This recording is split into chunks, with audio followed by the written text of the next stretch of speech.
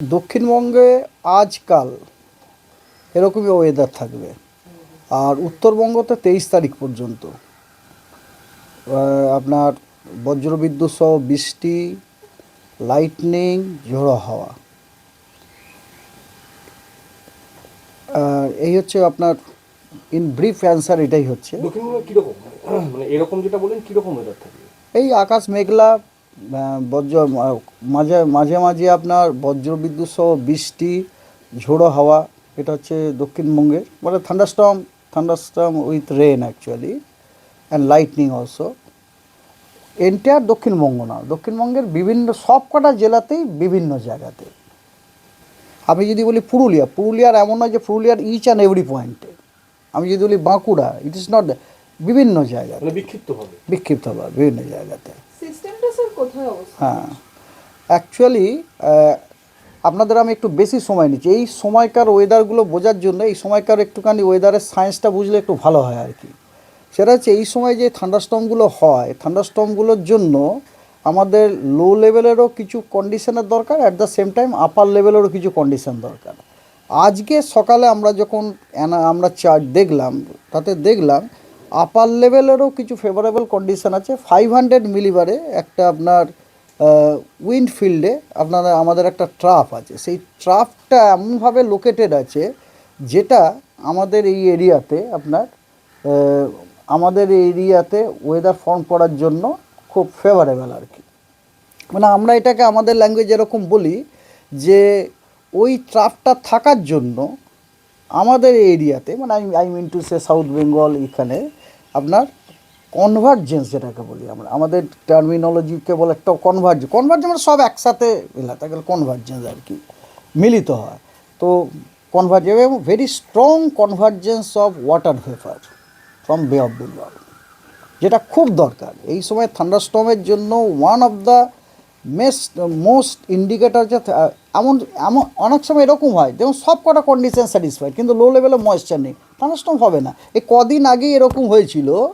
কদিন আমি আমার ফোরকাস্টারদের বললাম বাড়ির থেকে যে আমার যতদূর মনে হয় আজকে সাউথ বেঙ্গলের আমাদের রিডিউস করতে হবে।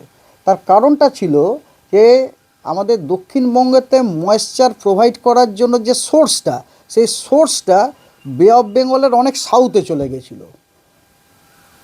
ওটাকে আমাদের ভাষাতে বলি উচ্চচাপ অ্যান্টি সাইক্লোন আর কি। ওই যে কোনো জায়গারই অ্যান্টি সাইক্লোন হচ্ছে সোর্স অফ এয়ার। ওইখান থেকেই এয়ারটা বেরোয়, পাম্প হয় বলতে পারেন। এবারে পাম্পিং রিজিয়নটা যদি দূরে থাকে তো ন্যাচারাল ব্যাপার আপনার ময়েশ্চার ফ্লোটা কম হবে। তো আজকের দিনে আপনাকে আমি বলছি যে আপনার ময়েশ্চার পাম্পিংটা খুব জবরদস্ত হচ্ছে আর কি। সেই কারণে আপনার এরকম ওয়েদার, এটা কালও থাকবে। তবে পরশু থেকে এবং তার জন্য আপনার টেম্পারেচারটাও কম আছে। দেখুন আজকে তো টেম্পারেচার কম আছে, কালও টেম্পারেচার দক্ষিণবঙ্গতে উইদিন 28, সব জেলাতে উইদিন 28, কিন্তু তারপর থেকে কিন্তু আবার বেড়ে যাচ্ছে। মানে 22 তারিখ থেকে কিন্তু 31, 32, 23-এ আপনার কিছু কিছু জেলাতে 35ও আপনি পেতে পারেন ইয়েতে আর কি। ঠিক আছে। উত্তরবঙ্গের দার্জিলিং এ আজকে দেখা গেছে মার্চের 20 তারিখে এসেও তুষারপাত হয়েছে। এটার কারণ এই যে বললাম আপনার, হ্যাঁ এটার কারণ একটা তা বললাম যে 500 এইচপিএতে একটা আপনার ট্রাফ আছে ওয়েস্টার্লিতে। সেই ট্রাফের জন্য লো লেভেলে ময়েশ্চার সাপ্লাইটা বেড়ে গেছে। অ্যাট দ্য সেম টাইম লো লেভেলে আমাদের মানে ধরুন 0.9 কিলোমিটার সারফেস ভূপৃষ্ঠ থেকে সেখানে একটা নিম্নচাপ অক্ষরেখা পাস করছে। সেটা বাংলাদেশ থেকে পাস করছে, সাউথ আসাম থেকে পাস করছে অ্যাক্রস বাংলাদেশ। ওটা পুরো মধ্যপ্রদেশে চলে গেছে। তো বুঝতেই পারছেন উত্তরবঙ্গ হয়েই যাচ্ছে আর কি ওটা।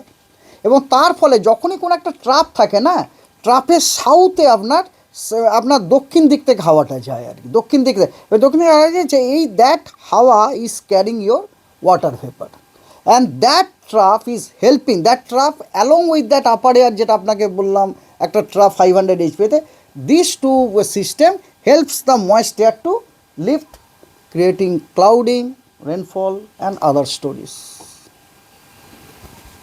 একটা কারণ হচ্ছে ট্রাফ হাওয়া, আর একটা দুটো কারণেই মানে এগুলো খুব ফেভারেবল সিচুয়েশন আছে।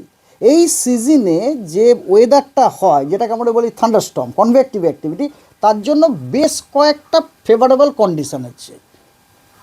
আর নর্থ বেঙ্গলে কবে অবধি চলবে বৃষ্টি? 23 একই কারণে। একই কারণে তারপর ইমপ্রুভ করে যাবে স্যার নট বেঙ্গল। তারপরে এখন দেখুন আমাদের লিমিট আছে 23 তারিখ পর্যন্ত, আমি বলি এরপর আমরা মানে দেখুন আফটার অল ওয়েদারটা হচ্ছে নেচারের ব্যাপার, এর মাঝখানে যদি হঠাৎ কিছু একটা চলে এসে যায়, মানে এই মুহূর্তে আমরা যেটা আমাদের ফোরকাস্ট চার্ট থেকে যেটা দেখতে পাচ্ছি তাতে আমরা 23 তারিখ পর্যন্ত বলতে পারি।